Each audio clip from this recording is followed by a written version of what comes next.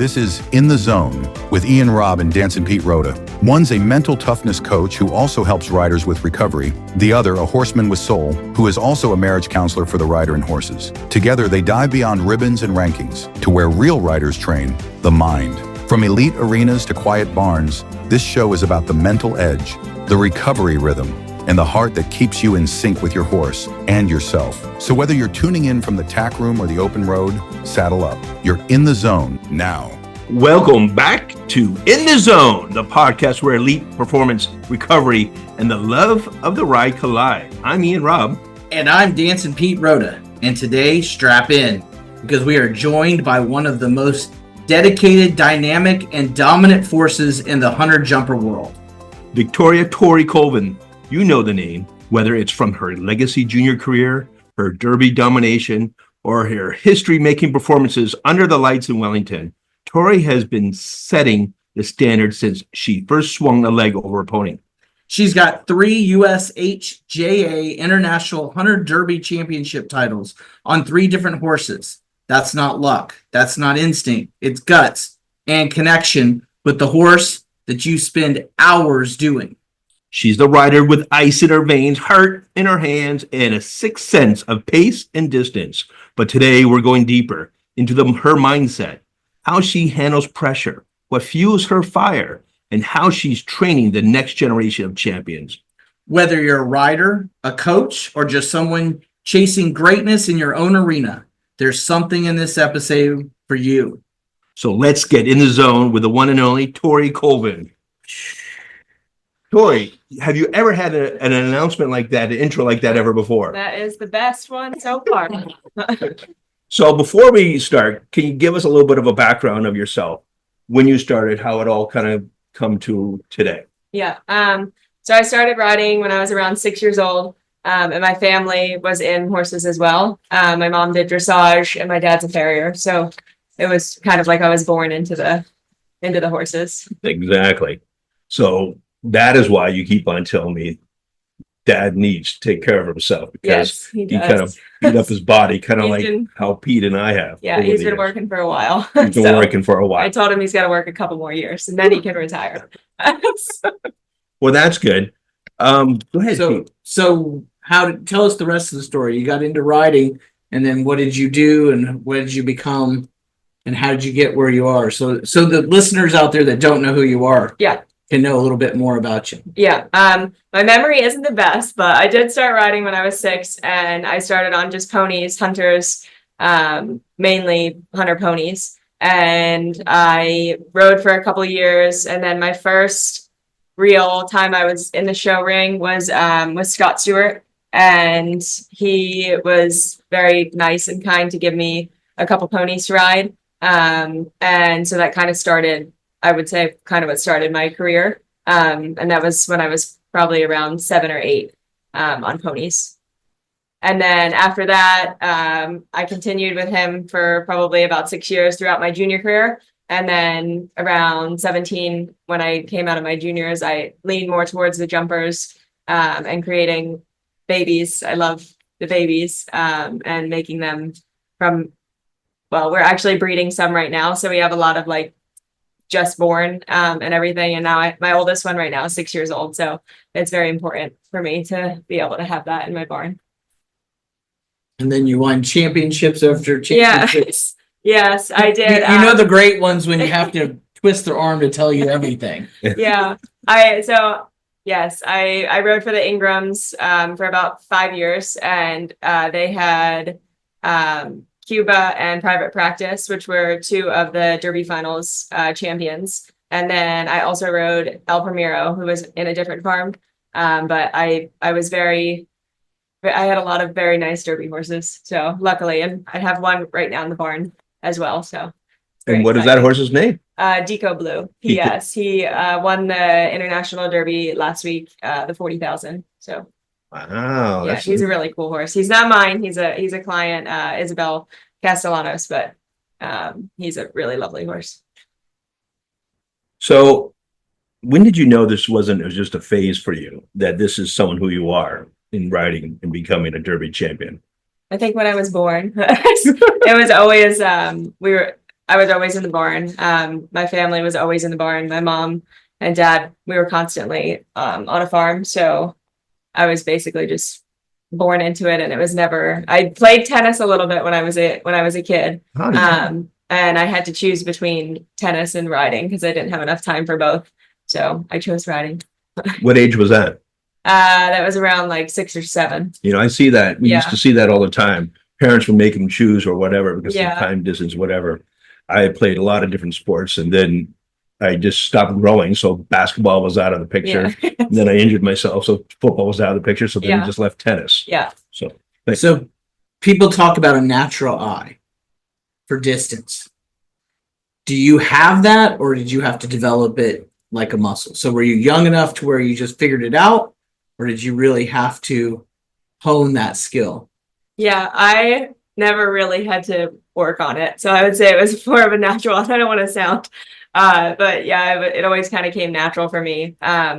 Even when you were little? Yeah, I never really had to think about finding a distance, which is really nice. And yeah, I don't remember a time where I really had to try to find a distance, which is lovely. So how hard is that then to teach someone that doesn't have that? Yeah, sometimes I want to hope I do it all right. But I've had a lot of students, kids mainly, up to, starting at 8. I had a couple kids. Parker Peacock was one, and I taught her when she was 8 years old, and then through her career a little bit. So I hope I did a good job. But it does get a little more difficult because I never really had to do that myself. So it's a little different when teaching. it's true. It's like when John McEnroe was going back to tennis Yeah. and he was in charge of the Davis Cup. He had a hard time teaching people because it was natural for him. Yeah. Someone like Brad Gilbert, who's been a very successful coach. Yeah. Because he had to struggle. He had to really work at it. Yeah. To kind of work on his game. Yeah. So, or like Magic Johnson for basketball, let's say. Yeah. Very easy for him as a player. But Rick Carlisle, that's now the Indiana Pacers coach, he was always on the bench. He was the one that's always picking up and learning. So that is tough. But here's something that we would see in tennis too. You've dominated the derbies and the equitation and jumpers. But how do you keep the fire lit when you're already on top of your game? Because when you're number one, it's much sometimes easier to try and get there, but to sustain that and to be there. Yeah. How do you keep that? I feel like there's always, at least with what we do, there's always more that you can do. Like I know I won Derby finals a couple times, but it's still every time I go back, it's just as hard and it's the same thing to me. It's not like I win it a couple times and it loses its value. It's almost more valuable if I'm able to go back and win it again. So I don't think any of it really loses its spark. Let's talk about mental reset mode. So when you don't have a great round, you might make a mistake.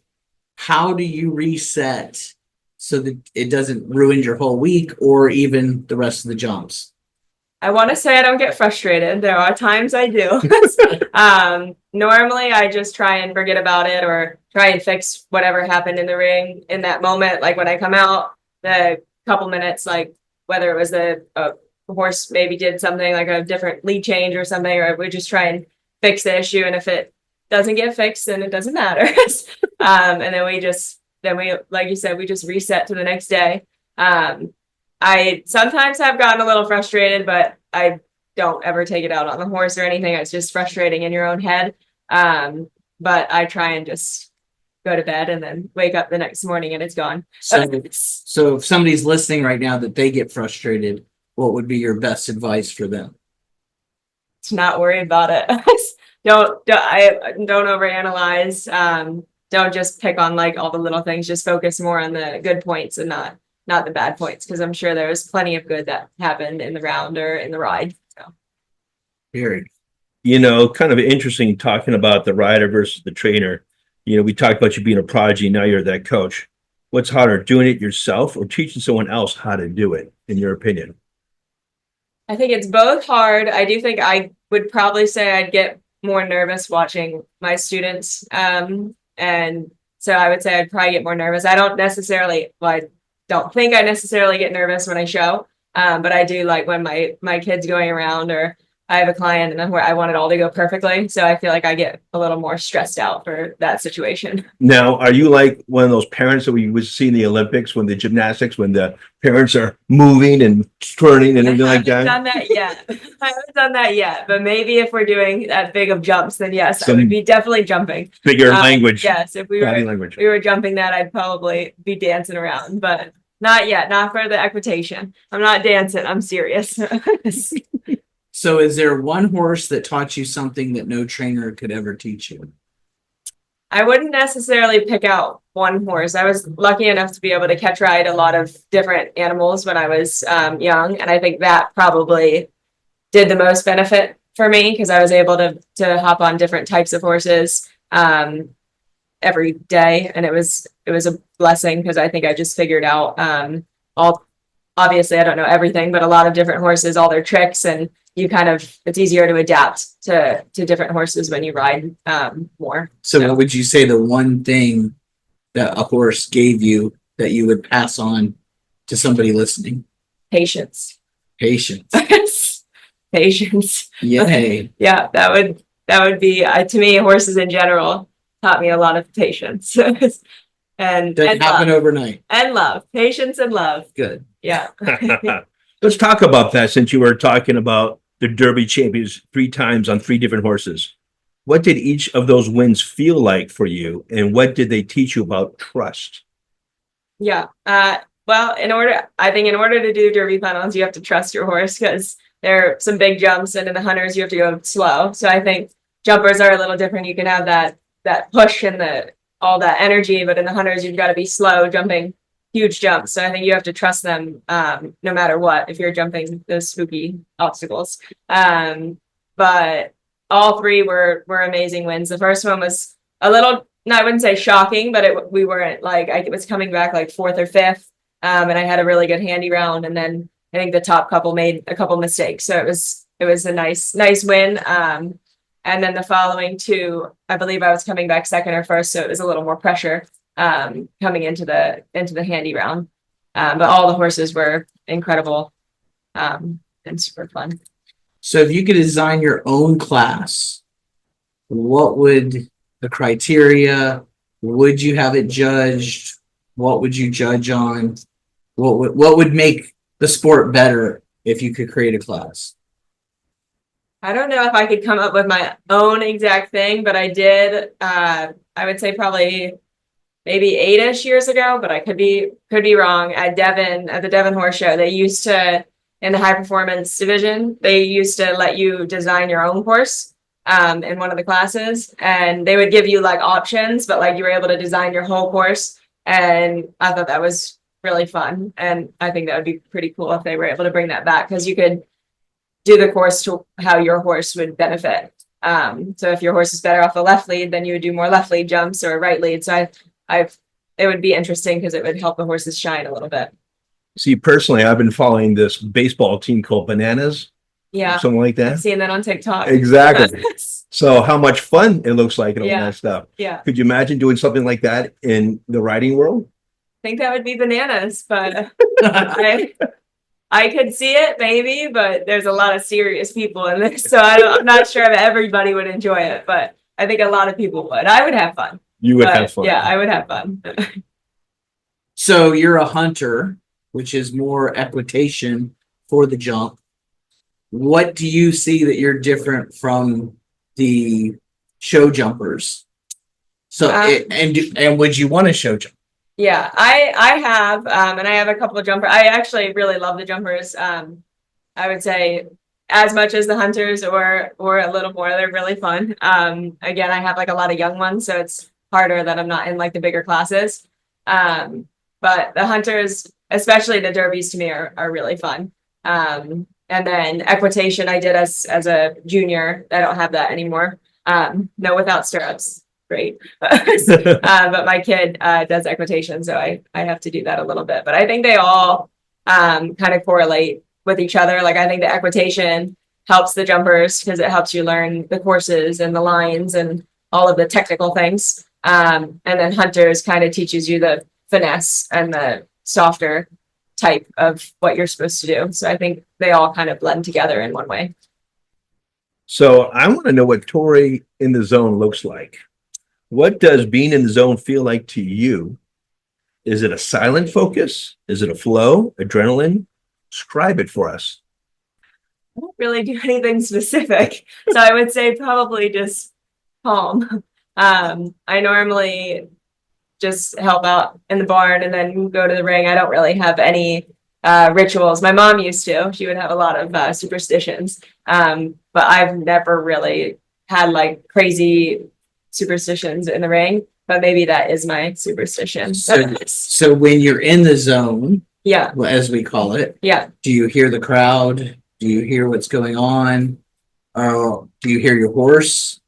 I mainly just hear the music. Okay. Yeah, so like if there's songs, I'll sing the songs like going around. I focus, but I don't focus like that much. Like when I was a junior, it was a little different. But when I was a junior, I would stare at my mother on the outside because she always looked so nervous.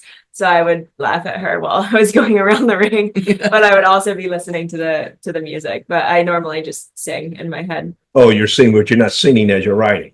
Sometimes when I want to have a little fun. Which I would do the same thing in tennis as well. So it's kind of funny like that, but for sure. And you ever see the movie with For the Love of the Game? It was a baseball movie. Yeah, No, I it's a don't think sports so. thing. I'm a Yeah. sports guy, so Yeah. that's what it is. Kevin Costner was in. He was a pitcher, Okay. and he was pitching against the Yankees. Yeah. And he was able to say, "Okay, focus, like zone everything on out." Yeah. I played my best tennis too when I stayed focused like that. But then when I was doing well, I started looking around saying, who's looking at me? What's going on?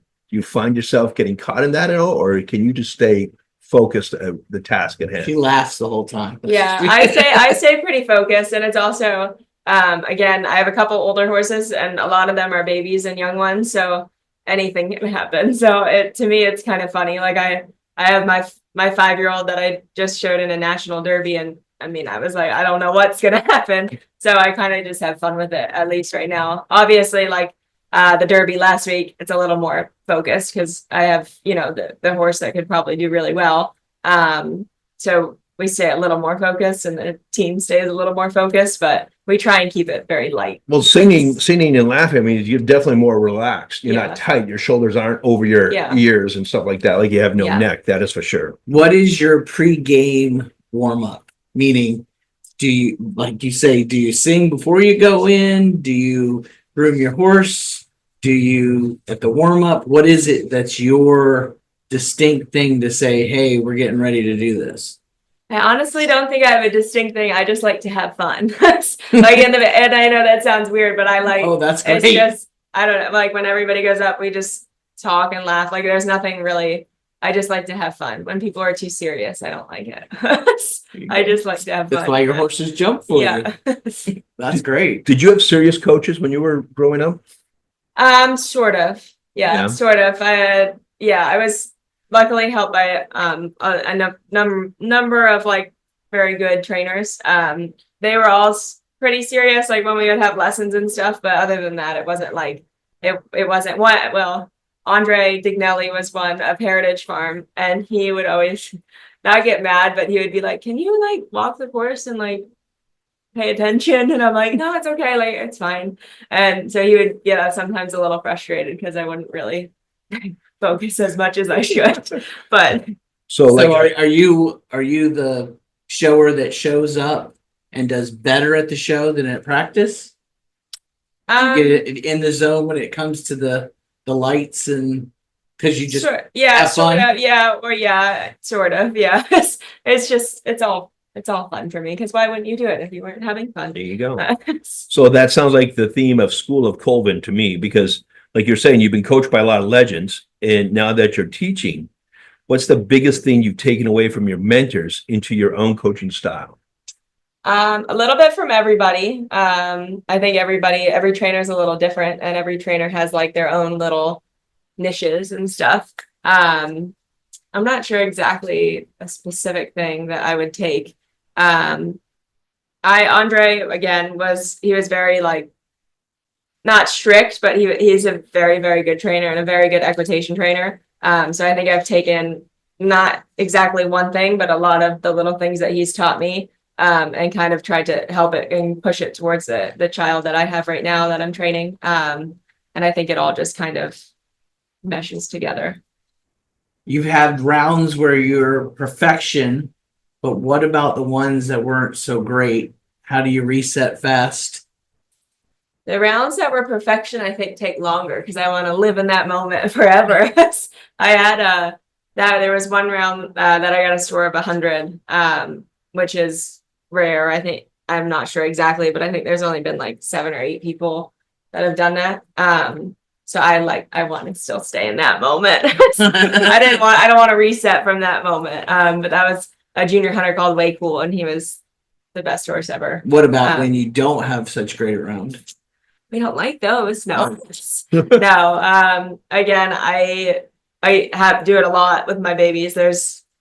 I always every day probably have at least 4 bad rounds. And so again, after that, I try and fix it a little bit, but then I just move forward. I normally give them a treat. I think a treat will fix everything. And then we go back in the ring and we try and fix what mistake was made. And if you don't have the opportunity to go back in the ring, then I'll just give them treats at the barn and then we'll come back the next day. And hopefully horses are smart. So horses, if you tell a horse, I think every horse is really smart. And if they're doing something bad, they're telling you something that either, they're in a little pain or, they're telling you something. So we try and figure out exactly what that is and then move forward from that. What's your go-to in helping your horses feel better?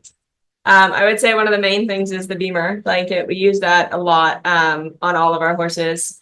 And again, if a horse is being a little bad sometimes, and we do think it's a little bit of pain, we'll try to put the BEMER blanket on, see if that helps them, which it has multiple times. So I'm pretty good right now. I think I'm just going to ask one last question before we get going. Being a hunter, a jumper, equitation, you've done it all. How do you mentally shift gears between disciplines, and what's the biggest challenge in switching hats? I would say it is equitation's a little hard, because that was when I was a junior and that was very strict. So my hat for equitation was very focused. Everything has to be perfect. I still did have a lot of fun, but you had to be your position had to be perfect. Everything has to be so perfect.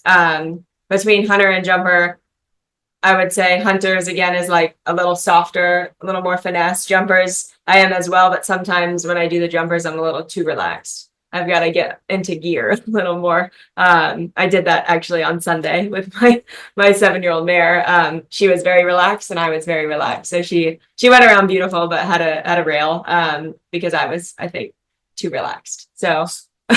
So if we recapped your biggest thing you would teach somebody, I would say what I've gotten out of it is have fun. Have fun. If you're not having fun, it's not going to go. Well, I don't see why you would do it if you're not having fun. I think it's expensive. It's long hours, long days.